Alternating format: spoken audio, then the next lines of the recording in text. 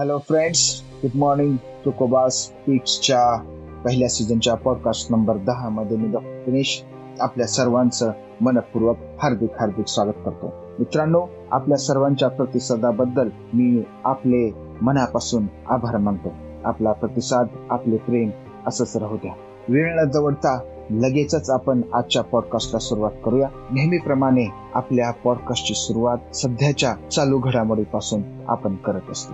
बंधूंनो, मागचा आठवडा पूर्णपणे ज्या चर्चेनं भरलेला होता ती चर्चा म्हणजे मराठा समाजाचे आंदोलक श्री मनोज जरांगे पाटील यांच्याविषयी.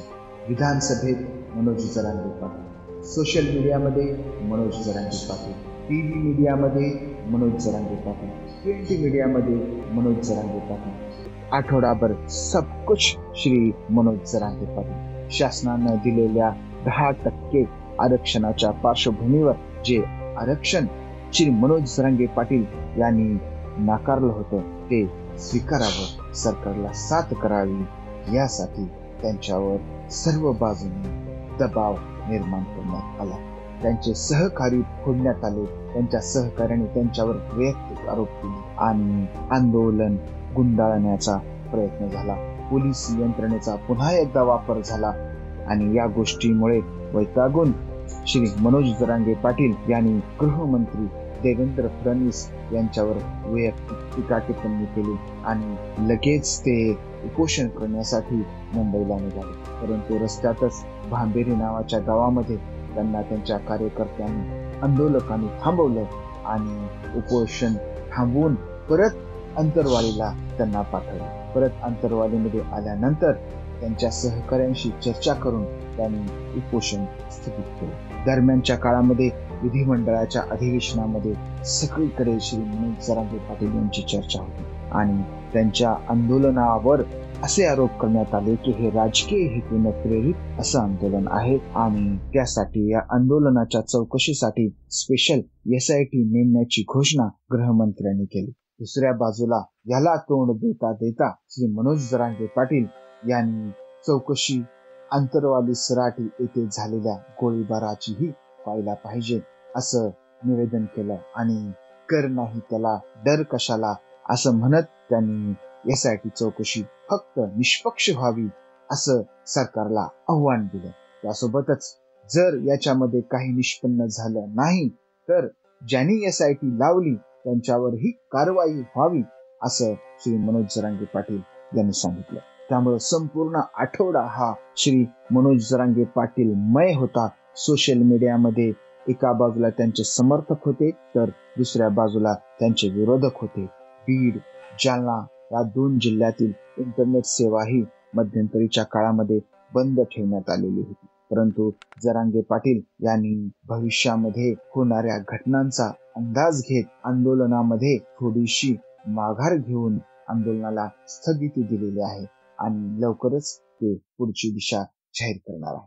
हा जो संघर्ष संपूर्ण राज्यभर सुरू होता, या संघर्षाच्या पार्श्वभूमीवरच असाच एक संघर्ष या सामाजिक इतिहासामध्ये, सामाजिक घुसळणीमध्ये, सामाजिक आणि धार्मिक कार्यामध्ये महाराष्ट्रामध्ये होऊन गेलेला होता आणि तो संघर्ष म्हणजे शैव आणि वैष्णव यांचा संघर्ष. दोघेही देवाची भक्ती करणारे. शैव म्हणजे शिवाचे उपासक आणि वैष्णव म्हणजे विष्णूचे उपासक आणि हा संघर्ष ज्यांनी संपवला, शैव वैष्णवांना एकत्र केलं असे संत नरहरी सोनार. मागच्या आठवड्यामध्ये 27 फेब्रुवारी या दिवशी त्यांची पुण्यतिथी साजरी झाली आणि ही पुण्यतिथी परळी वैजनाथ येथे मोठ्या उत्साहामध्ये दरवर्षी साजरी करण्यात येते आणि त्या पुण्यतिथीच्या अनुषंगानेच आजचे आपले विवेचनाचे संत आहेत संत नरहरी सोनार. तर चला आज नरहरी सोनार यांच्याविषयी विवेचन आणि त्यांच्या अभंगाची आपण चर्चा करूया. संत नरहरी सोनार यांचा जन्म पंढरपूरमध्ये संवत शके 1115 श्रावण मास शुक्ल पक्ष त्रयोदशी बुधवारी पहाटे झाला.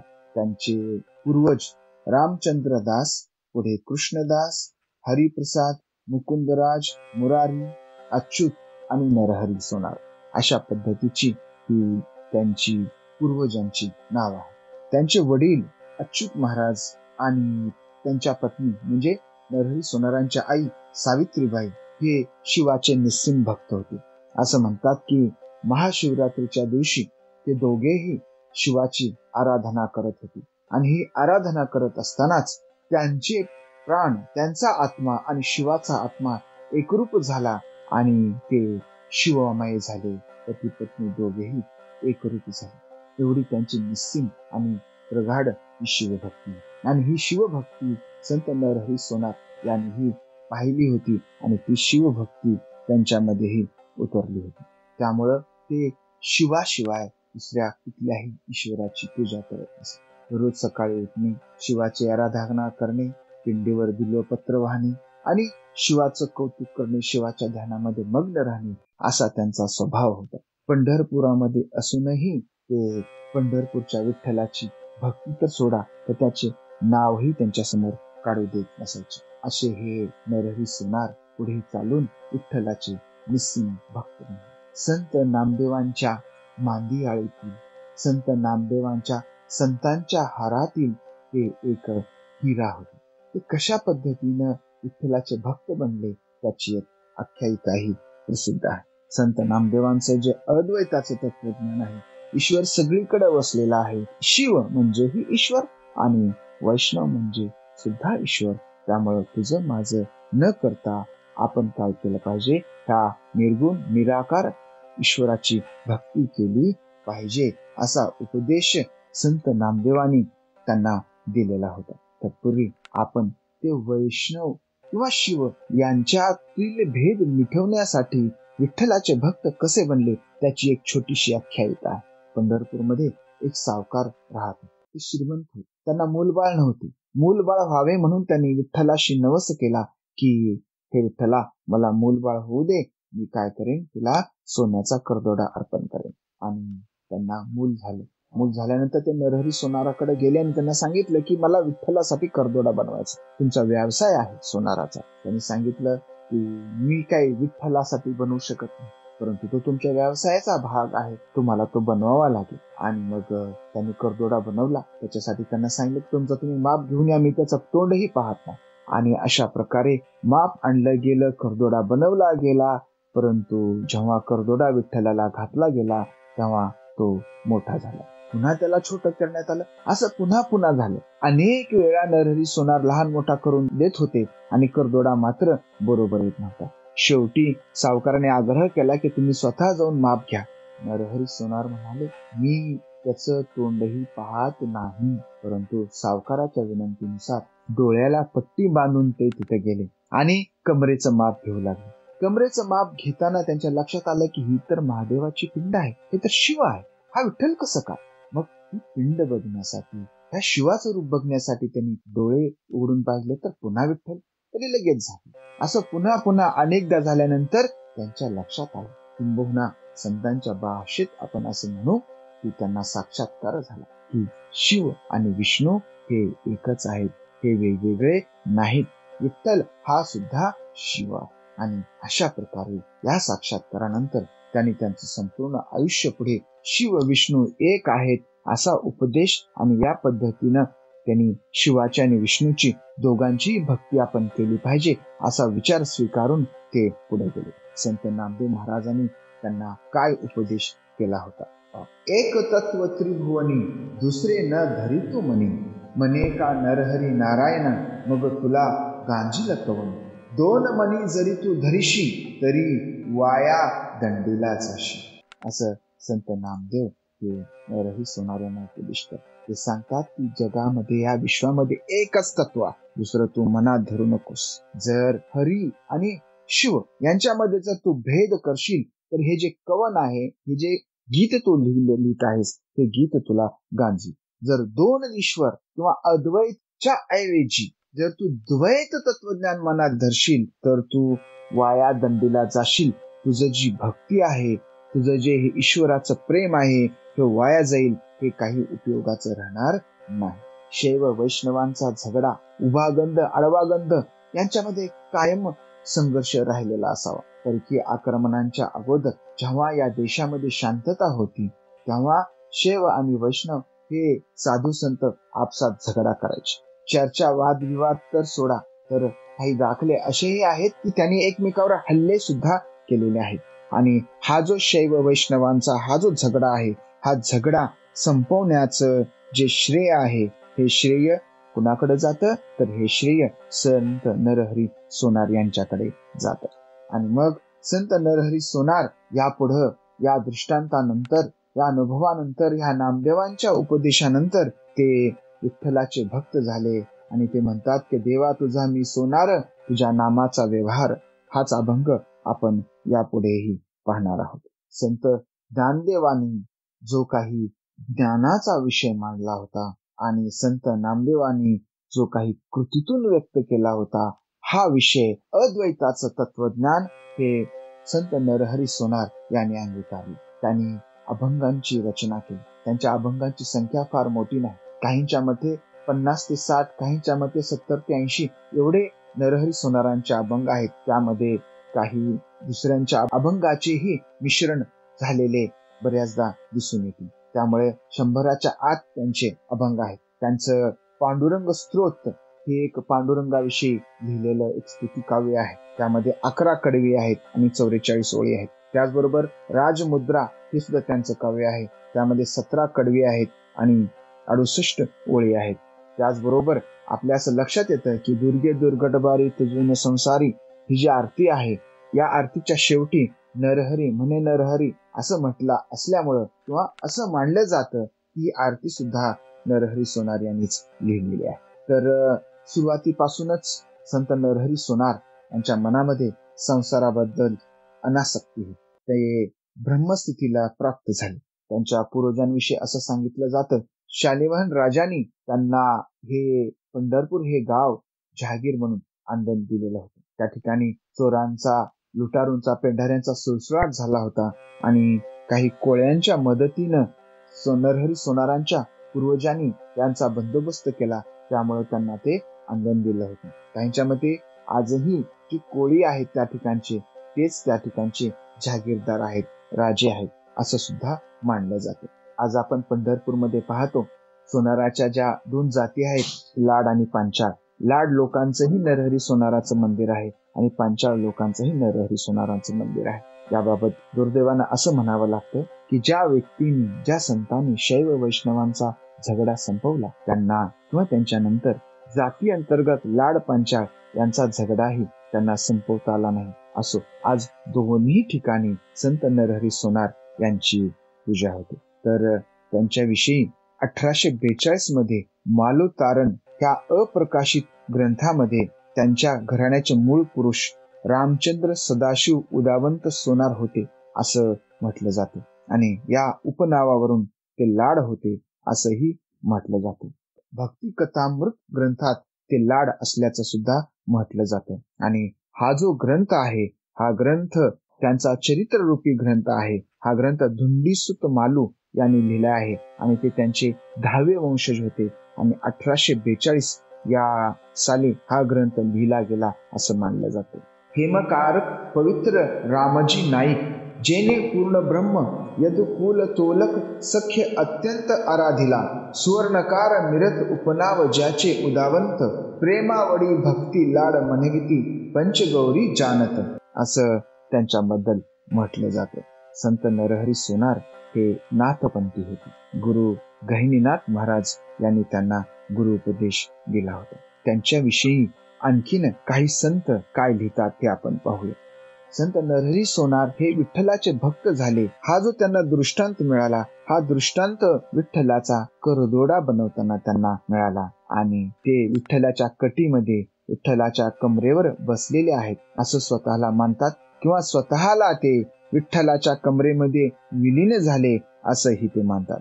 त्यांचा जन्म शके 1115 असाही सांगितला जातो, तर मृत्यू 1207 असाही सांगितला जातो. अर्थात स्वतःच्या समाधीचे अभंगही त्यांनी काही लिहिलेले आहे. त्यांनी त्याचं वर्णनही त्यांच्या अभंगांमधून केलेलं आहे. तर ते पांडुरंगाच्या कटीमध्ये, पांडुरंगाच्या कमरेमध्ये समाविष्ट झाल्याने जर तुम्हाला त्यांची भेट घ्यायची असेल तर तुम्हाला त्याच्या कमरेमध्ये विलीन व्हावं लागेल. तिथं त्याची भेट होईल.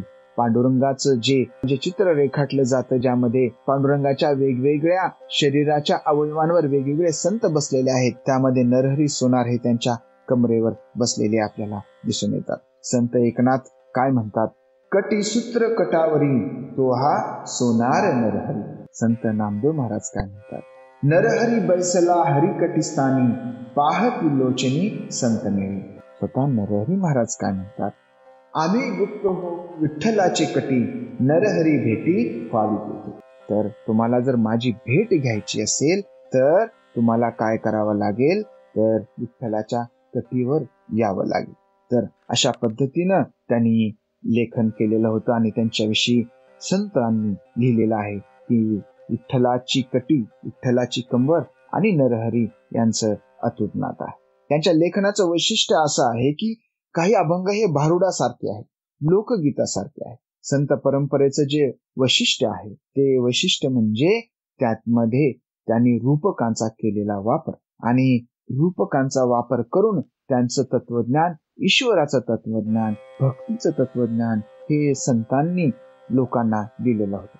हे जे भक्तीचं तत्वज्ञान आहे, ह्या भक्तीचं तत्वज्ञान संतांनी रूपकातून दिलेलं आहे. असाच एक रूपकात्मक अभंग आपण आज या ठिकाणी चर्चेसाठी घेणार आहोत. संतांच्या रूपकांचं वैशिष्ट्य म्हणजे हे जे त्यांनी रूपक वापरलेले आहेत, हे रूपक हे त्यांच्या अनुभवातून, त्यांच्या कामातून आलेले आहे. त्यांचं जे कार्य आहे, जसं की महात्मा बसवेश्वरांचं सुद्धा आपण या ठिकाणी उदाहरण घेऊ शकतो. ते म्हणतात काय कवे कैलास कर्म हाच ईश्वर.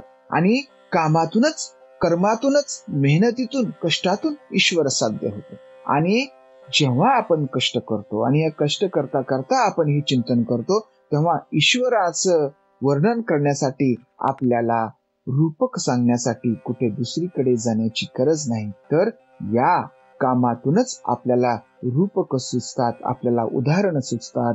आपण संत नरहरी सोनारांसोबतच इतर संतांचा जरी विचार केला तरी त्यांची रूपक सुद्धा त्यांच्या अनुभवातूनच आलेले आपल्याला दिसून येतात. जसं की संत चोखोबा महाराज म्हणतात, जोहार मायबाप जोहार.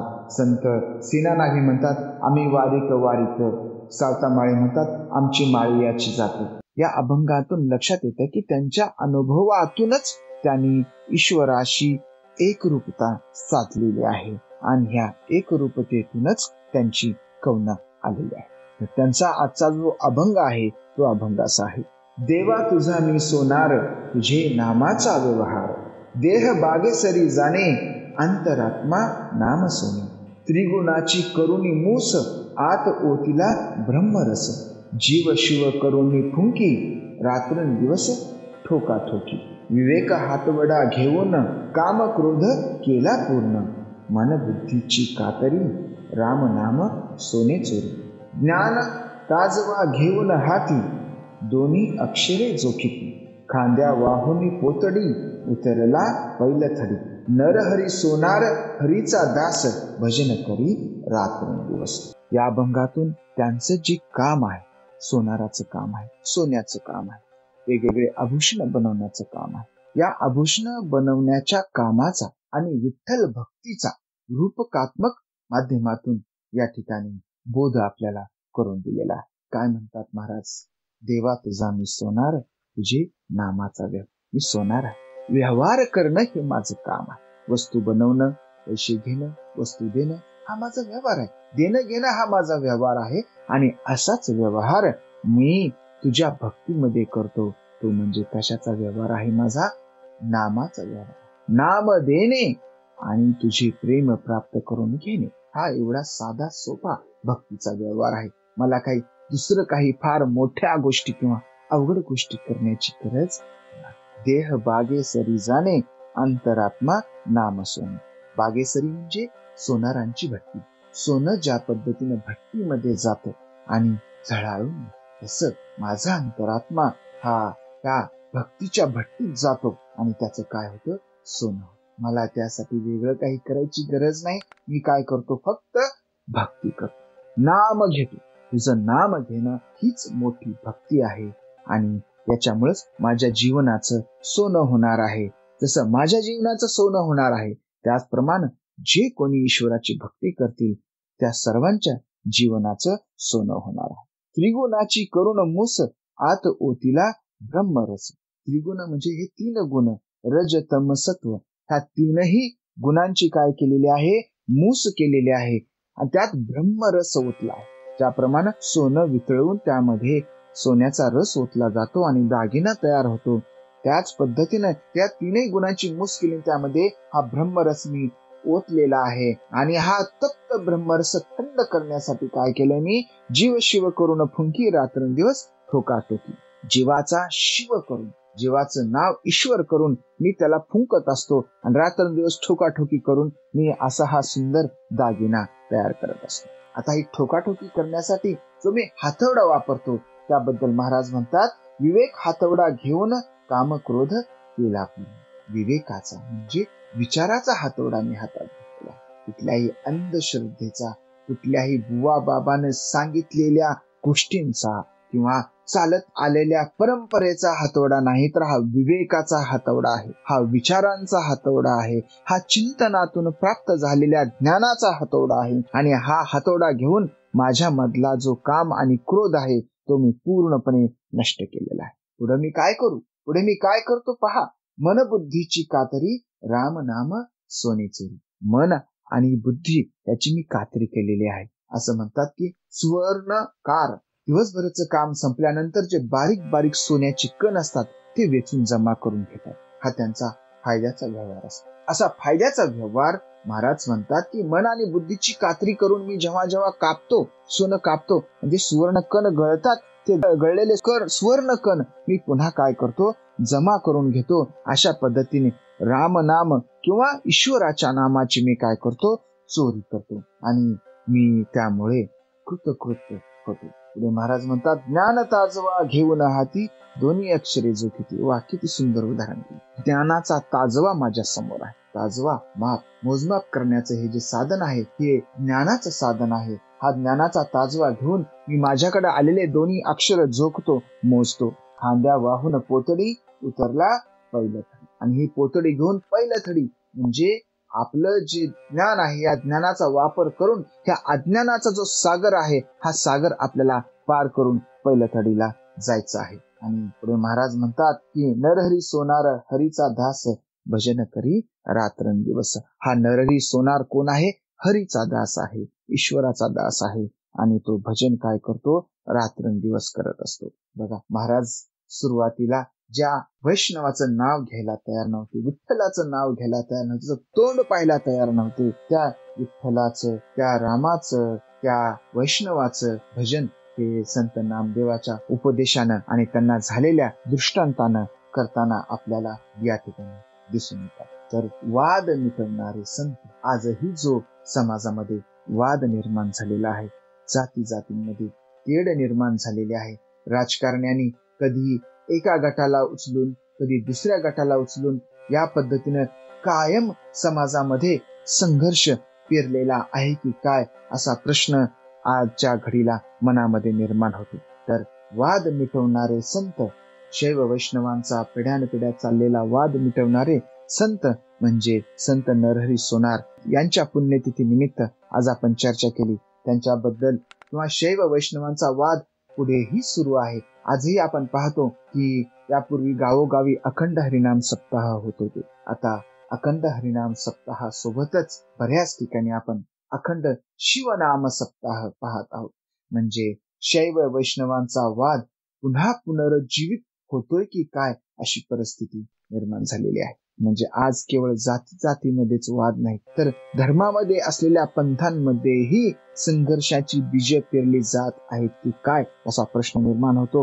मित्रांनो, जेव्हा जेव्हा समाजांतर्गत अशा संघर्षांची बीज असतात, तेव्हा समाजामध्ये भविष्यामध्ये संघर्ष निर्माण होतो आणि त्याची परिणिती ही समाजाच्या ऱ्हासामध्ये, परकीय आक्रमणामध्ये आणि देशाच्या पारतंत्र्यामध्ये होत असते. ही गोष्ट आपण लक्षात ठेवली पाहिजे. आणि हा आपला आपसातला हा जो भेदभाव आहे, हा मिटून समाज म्हणून आपण एकत्र राहिलं पाहिजे, अशी शिकवण संत नरहरी सोनारांनी आपल्याला दिली होती. किमान धर्मांतर्गत तरी आपण एकत्र राहिलं पाहिजे. शैव वैष्णव हा भेद आपण मिटवला पाहिजे. जगद्गुरु संत तुकोबाराय काय लिहितात त्या शैव वैष्णवांबाबत ते पाहूया. दोघे सारिखे सारिखे विश्वनाथ विठ्ठल सखे, एका शोभे भस्म उटी एक कस्तुरी लल्लाठी, एक शोभे व्याघ्रांबर एका कासे पीतांबर, एका शोभे रुंडमाळा एका वैजयंती गळा, एका अर्धांगी पार्वती एक लक्ष्मीचा पती, एक नंदीचे वाहन एक गरुड स्कंदी जाण, तुका मने हरिहरा एका वेलांटीचा फेरा. जगद्गुरु तुकोबाराय म्हणतात की फक्त हरी आणि हरा याच्यामध्ये फक्त एका वेलांटीचा फरक आहे. हरी वैष्णव, हरा शिव. शिव आणि वैष्णव फक्त एका वेलांटीचा फेरा आहे. बाकी दोघे सगळे सारखेच आणि दोघेही विठ्ठलाचेच सखे आहेत. एक काय करतो, कपाळाला भस्म लावतो, तर एक काय करतो, कपाळावर कस्तुरीचा टिळा लावतो. एकाला व्याघ्रांबर शोभते तर एक काय करतो, पितांबर. व्याघ्रांबर म्हणजे वाघाचे चामड. शिव व्याघाच्या चामड्यावर बसलेले आपण पाहतो, तर एकाच्या कमरेला पितांबर आहे. दोघांची तुलना केली, एकाच्या गळ्यामध्ये रुंद माळा तर एकाच्या गळ्यामध्ये वैजयंतीचा गळा आहे. एकाची पत्नी पार्वती आहे तर एकाची लक्ष्मी आहे. एक नंदीचं वाहन आहे आणि एक गरुडावर बसून जातो. आणि म्हणून महाराज म्हणतात की काही फरक नाही, दोघे एकच आहेत. ईश्वर एकच आहे, तो चराचरी वसलेला आहे, तुमच्यात आहे, माझ्यात आहे, सगळ्यात आहे. ईश्वर आणि आपण वेगळे नाही, ईश्वर आणि आपण एकच आहोत. हे अद्वैताचं तत्वज्ञान संतांच्या वाङ्मयातून पुन्हा पुन्हा आपल्या डोळ्यासमोर येते. आपण युरोपातल्या काही महात्म्यांशी किंवा युरोपातल्या काही विचारवंतांशी, लेखकांशी तुलना करताना आपल्या लक्षात आलं की डांटेनं काय केलं होतं की युरोपामध्ये प्रेम, मानवता, मानवी भावना आणि स्थानिक लोकभाषा यांचा वापर करून त्यानं लेखन केलं. त्याचप्रमाणे महाराष्ट्रामध्ये सुद्धा स्थानिक भाषेमध्ये, प्राकृतमध्ये, मराठीमध्ये लेखन झालं. स्थानिक विषयांवर झालं. ईश्वराचं जे रूप होतं, यापूर्वी जे सांगितलेलं रूप होतं, त्या रूपापेक्षा वेगळं रूप ह्या वारकरी संप्रदायानं महाराष्ट्रामध्ये रुजवलं. आणि तुलनात्मक दृष्ट्या जो भक्तीचा बोध आहे, हा भक्तीचा बोध वारकरी संप्रदायाने केला. डिवाइन कॉमेडीमध्ये आत्मिक प्रेम हे ईश्वराशिवाय दुसरीकडेही असू शकतं, हा विषय पहिल्यांदा युरोपामध्ये आला, तो या डिवाइन कॉमेडीच्या माध्यमात. आणि वारकरी संप्रदायामध्ये सुद्धा संतांचे स्व अनुभव, स्वतःच चिंतन आणि यातूनच स्फुरलेलं काव्य हे आपल्याला त्या भक्ती संप्रदायासोबतच वारकरी संप्रदायामध्ये आपल्याला दिसून येतं. मित्रांनो, वेळ वाढत चाललेली आहे आणि पुन्हा पुन्हा आपण वेळ कमी करण्याचा प्रयत्न करत आहोत. परंतु संप्रदायाविषयी चर्चा करताना त्यांचे जे कार्य आहे एवढं महान थोर आहे की कमीत कमी वेळेमध्ये बसवणं कठीण होतं. असो तरीही आपण आपल्या परीने कमीत कमी वेळेमध्ये बसवण्याचा प्रयत्न केलेला आहे. तर या प्रयत्नाला साथ करा. हा जो एकतेचा विचार आहे, हा समतेचा विचार आहे, हा माणुसकीचा, प्रेमाचा विचार आहे, हा जास्तीत जास्त लोकांपर्यंत पोहोचवा आणि आपलं प्रेम असंच राहू द्या. भेटूया पुढच्या रविवारी. आज एवढंच. प्रेम द्या, प्रेम घ्या, संतांचा प्रेमाचा बोध वाढवा, पसरवा आणि लोकांपर्यंत पोहोचवा. शेवटी आवाहन करतो, पॉडकास्ट ऐका, लोकांपर्यंत पोहोचवा, माहिती द्या, सुधारणा सुचवा आणि हे पॉडकास्ट अजून वेगळ्या उंचीवर नेण्यासाठी सहकार्य करा. या ठिकाणी थांबतो. जय जिजाऊ, जय शिवराय. धन्यवाद.